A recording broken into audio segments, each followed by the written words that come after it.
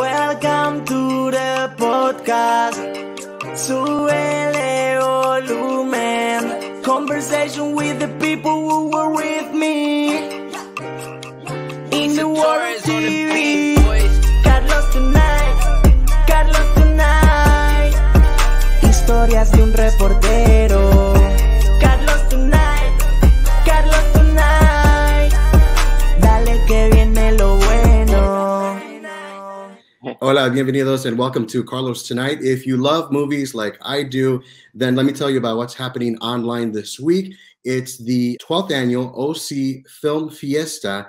It runs through October 24th, and one of the films selected for the festival is Changes, directed by Josué Oropesa, who I had the honor of interviewing about 5 years ago for the San Diego Latino Film Festival. That was fun, and so I'm excited to welcome one of the stars of Changes, Cisco Fernandez. Hey, Cisco, how are you?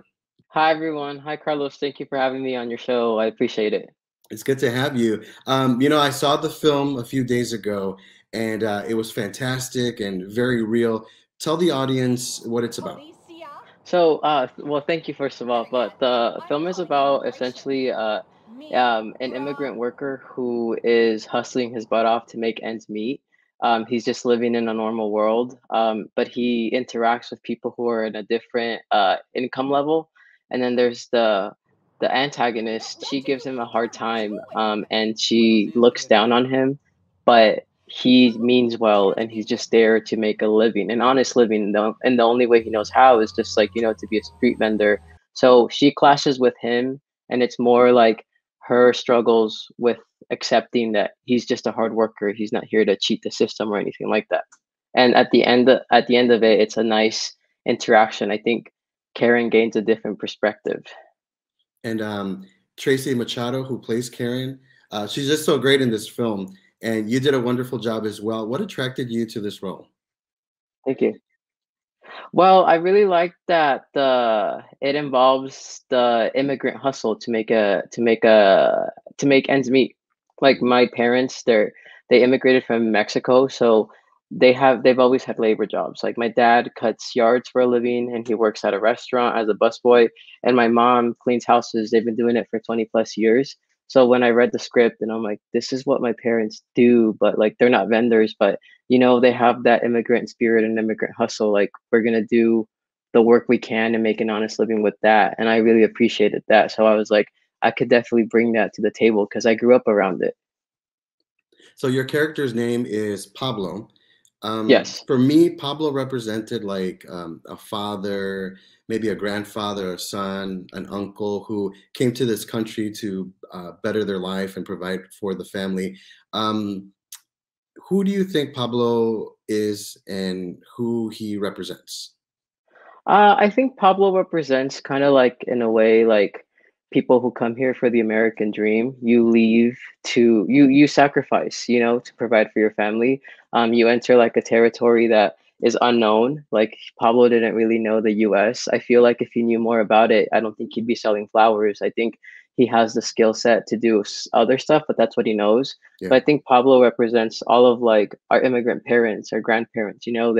They came here to the unknown, and then they have to like navigate this landscape and deal with like the Karens that don't understand. They think black and white, like, oh, you're here illegally. They're like, Right. so you're up to no good. So I think he represents like the ambition to be here. Right. Yeah, my family had to deal with the same thing. We had a Karen in our lives. Oh, yeah, I think we all did. All right. So watching this film, I kind of got angry when Karen appeared and she was being mean and whatnot. Tell me what it was like for you guys on set having to film this tough topic about racism in America. Well, first of all, I'd like to say that our Karen is complete opposite than Tracy in real life. It was so interesting because Tracy's so nice in real life. She's like, "Do you need water?" Like she's like, "Do you need chips?" And I'm like, "You're the complete opposite of your character." She's like, "I know," but so that's interesting. Well, I mean, she's very nice, so I'm not surprised. But it felt like it was needed to showcase her in that way and show my character in that way, just because like it is still a topic. Like it's 2021, but like racism is still out here. Like I'm in Yeah. Arizona. It's a very conservative. Well, it's not as conservative as it used to be, but I remember when I was in elementary, SB 1070 was around. And I Hmm. remember like my parents were very scared of it, and my friends' parents were very scared of it. So I think even though it seems like it wasn't too long ago, and that stuff is still relevant, it puts like a magnifying glass over it. Like this is still happening. You know, it might not get the media attention every day, but immigrants are still getting harassed, especially street vendors out in California. So, by the way, the film was also part of the Georgia Latino International Film Festival earlier this fall. Has your family and friends seen it, and what reaction did they have? Yeah, I showed my friends, and I showed them the first draft that was sent to us, and then they said that they really liked it, but I was like, are they saying that because they're my friends? You know, like I always Right. feel paranoid about that. But then I showed the final product to them, and then that's when they were like, hey, this is like on a very good level because he paid for audio, for us to like get in a studio, and then we redid some scenes. And Mhm. then we did a movie poster, and then my sister and my mom and my dad saw it, and they were like, "Wait, you're in a movie poster?" And I was like, "Yeah," and it's in a film festival. So I think if anything, my mom and my sister are probably like, "Good for you," like because I've been telling them this is what I want to do. Mhm. So when they saw that it made like a film festival, especially the Atlanta one, they were Mhm. like, "Wait a minute, you're actually not just talking about it, you're doing it." Because when I say Mhm. like I have an acting gig, I say I have a project. Like I say I go to an Yeah. acting gig, you know. So Yeah. it That's felt awesome. really good. Yeah, thank you. Is this your big like first film? Well, it's like, see, I did a 72-hour challenge 3 years ago Mhm. with my improv class, but Mhm. I only had improv training. So when we did the video, it was only like a group of six of us. So I was one of the leads because like I was like, oh, I want to do act. I don't want to be a writer or whatever, producer. Um, and we entered and we lost. And when I look back at the footage, I was blinking nonstop, like but I mean, it was like our first time around. And then now that I have classes under my belt, I realize that you blink a lot because you're nervous on camera. And I'm like, I was definitely nervous, you know? Um, yeah, a lot of people get nervous on camera. I mean, even when I first started in television, like 20 years ago, Yeah, like my first day. Well, actually, every day of my career, you get a little nervous. yeah, Your heart starts pumping, but once the camera starts, you're just like you're in your world. Is that yeah, yeah. how you do it? Yeah, I mean, it's always nerve-wracking. I think what's really helpful is when you have a director like how we did. He like talks to you beforehand and breaks down stuff with you. And then he was there to guide us on what his vision was. So I think Mhm. that's really helpful. I don't think if it wasn't for that, then I'd be like, I would nonstop adrenaline.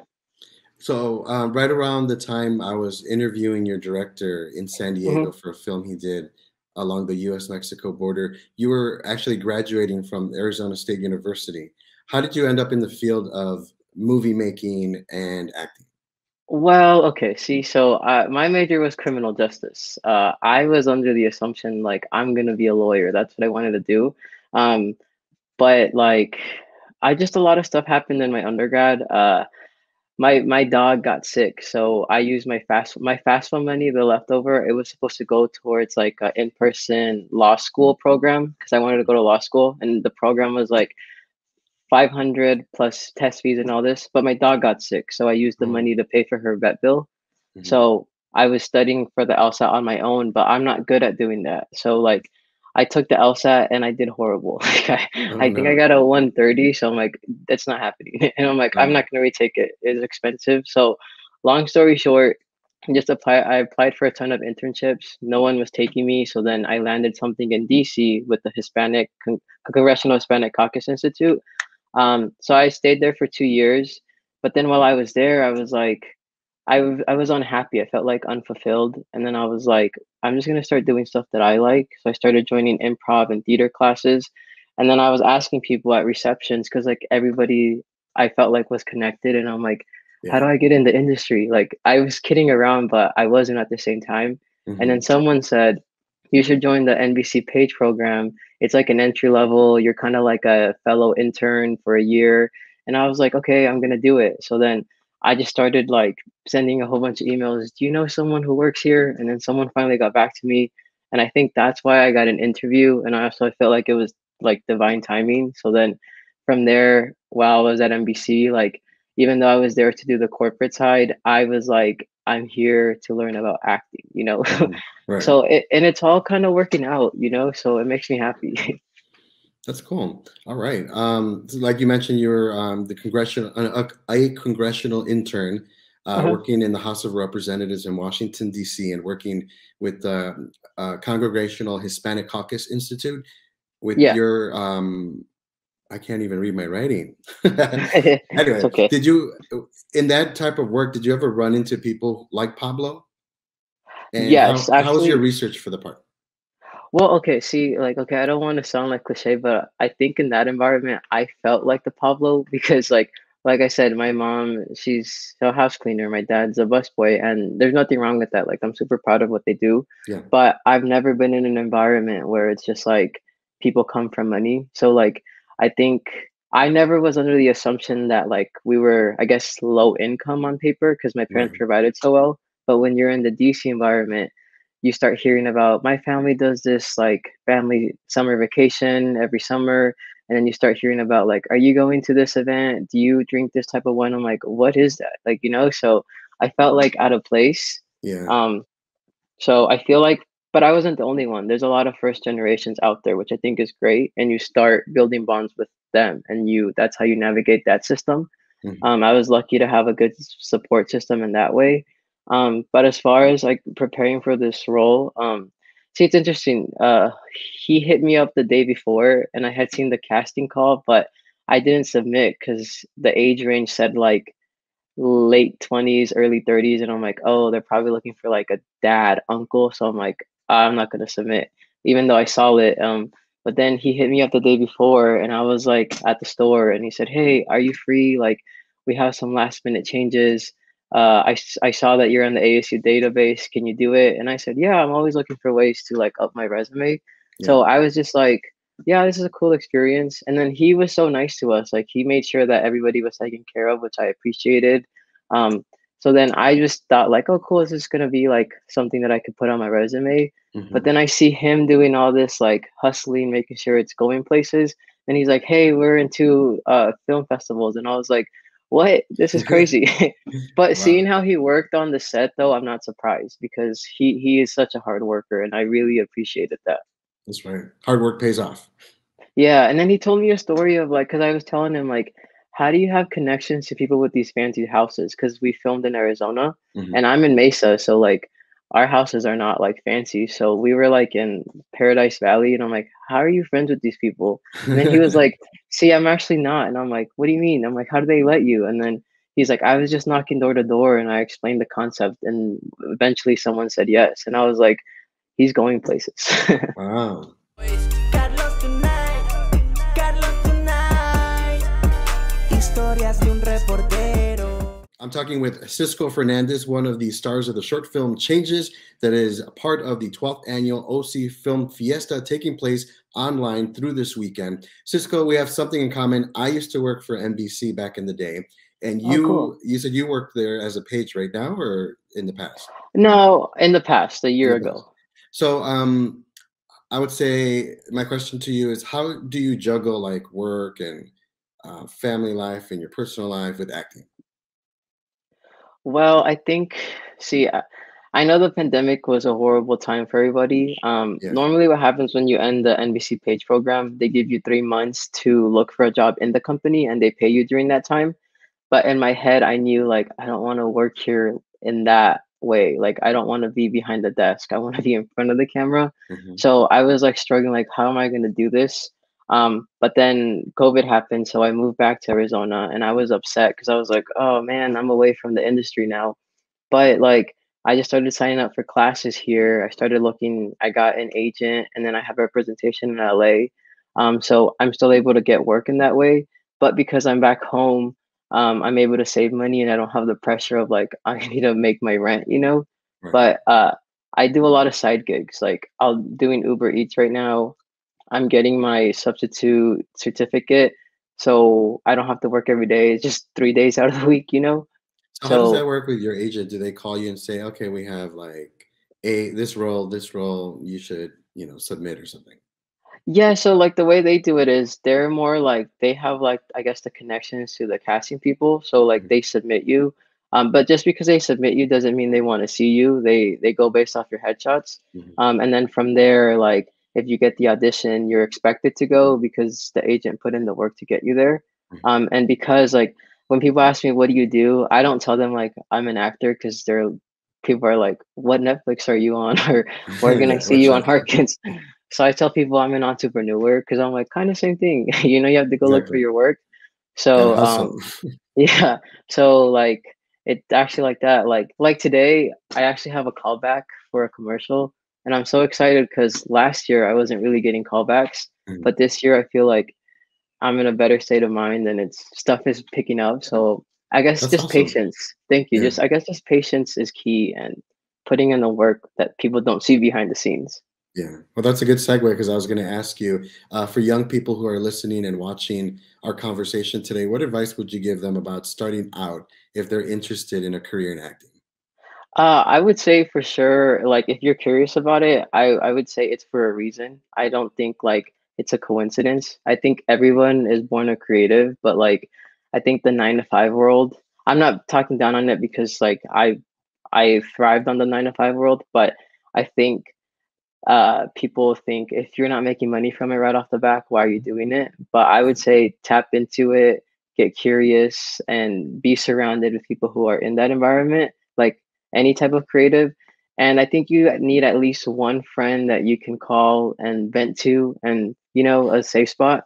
Because Mhm. like for me, I have that. But also, I also have like sometimes my family will be like, "Well, you why don't you use your degree to do something else instead?" I'd say, don't listen to that. It doesn't have to Right. make sense to everybody. It just has to make sense to you. Absolutely. And we talked earlier about how you got into acting. What is it about acting that you love? See, since I was little, we grew up in a trailer park, and I remember we would always, the only free channels we had were Telemundo and Univision. So when I saw them on TV, I was like, I always thought like, oh, I can't do that because I'm not rich. Like I feel like you had to be rich. Yeah. But then like once I got in DC, and then DC would bring a lot of the entertainers to conferences, and then I would ask them like, oh, what was your upbringing? Some would say like, yeah, like my family connections, whatever. Well, they wouldn't say like that, but it was Mhm. implied. But then like some would be like, like I did whatever it took, like I did unpaid work. And I started thinking about it and I was like, wait, I've done unpaid work and internships. So I'm like, if I like or transfer the 9 to 5 mindset, because when you're building a political resume, you do a lot of unpaid work and you go through crappy experiences. So I'm Right. like, wait, if I can do that here in politics, I can do it in entertainment. So then I just kind of was like, I'm gonna do it, and it's just, and that's kind of just been my mindset.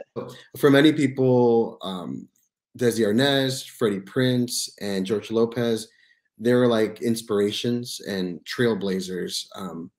And my question is, do you think we'll see more Latinos down the road? And do you have any actors currently that you look up to? Um, yes, I think we'll definitely see more Latinos down the road. When I was at NBC, I sat in on Writers on the Verge, and what NBC was really great at was they would recruit diverse writers, and they would like kind of like groom them so they could work in different studios. Mhm. Um, and even now, the stuff that I'm seeing, there's more Latino characters, which I think is great. I'm not a big fan of like the gang cholo ones. Like for me, it's Like interesting. the Like Mayans?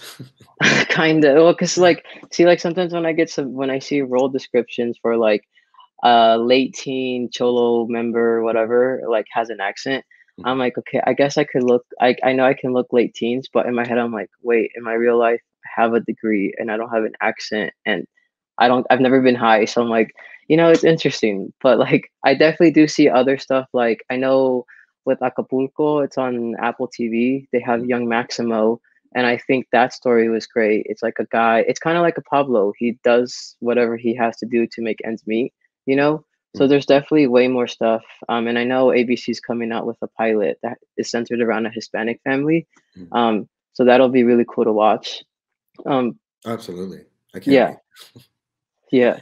When you were playing Pablo in Changes, did you feel any pressure on how to properly portray him in the film? Yes, because like I think there was like one or two takes that didn't make the cut, but when Tracy was telling me something, I said something back like in an attitude because it was just my instinct.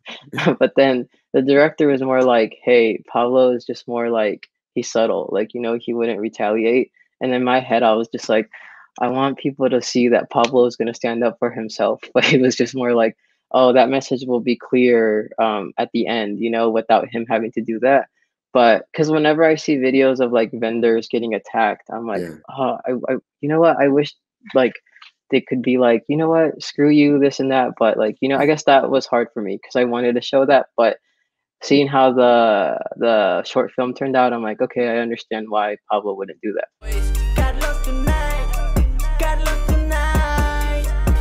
Historias de un reportero. Cisco Fernandez, one of the stars of the short film Changes. It's part of the 12th annual OC Film Fiesta, available online throughout this weekend. What reaction are you getting from people about this film and your performance? So I think because I've been telling people like, oh, I'm gonna do acting. Just you wait and see. I think because people saw like the poster and then it had the official selection, and then I think it got reposted by the Georgia Film Latino Instagram page. People are probably like, oh crap, he's doing it, and it's interesting because I'm getting messages from people who are like in their mid 20s who did stuff in the political world, and they're like, hey, I've always wanted to do something creative, but I'm kind of shy, but I see that you're doing it. And I'm like, okay, that's great, So like it makes me happy that other people are like, maybe if he can do it, then I guess I can do something creatively too. So it makes me happy. That's awesome. You're becoming a role model. I mean, it's nice, but also I make it clear to people like, oh, hey, like I know like right now is like I'm showing like a W, but like before this, I I had like a meltdown because I'm like I had like 12 no's. I'm like, so what does this mean, But then when you get something like this, I'm just like, it's cool, Like I don't know, it's just part of the journey. Absolutely. But I make it clear like, hey, there's a lot of L's that go behind the scenes. Yeah. How long did it take you guys to film? 2 days, but then I know we had it was 2 days, but then we did the audio stuff, so that was another day, and then we redid a scene. So I would say like a total of 4 days, but I know the first 2 days they were like longer days. So in case somebody wants to see more of Cisco, what other projects are you working on that you can share with us today? Well, I have the callback for the commercial. And then I'm actually doing a theater show. I've never really done theater, but I was about to ask you, do you do local theater? As of this week, yes. I submitted and I'm like, I've never done it, but I saw that it was a paid gig. It's for like a teen Latino son, and they liked it, so I'm doing that these next 2 weeks. And then I have an California agent, so hopefully on pilot season I land something and you guys will see me on streaming service. That's gonna be cool. When is pilot season? January, February. Oh, okay, cool. That's just around the corner. Yeah. So my final question to you is, what do you want people to walk away with from checking out this short film? Well, I think I really want, aside from the actual message, I think it's really important for people to know like you don't need a big budget to do something. Like when I look how Josue did it, he just like was worked with what he had.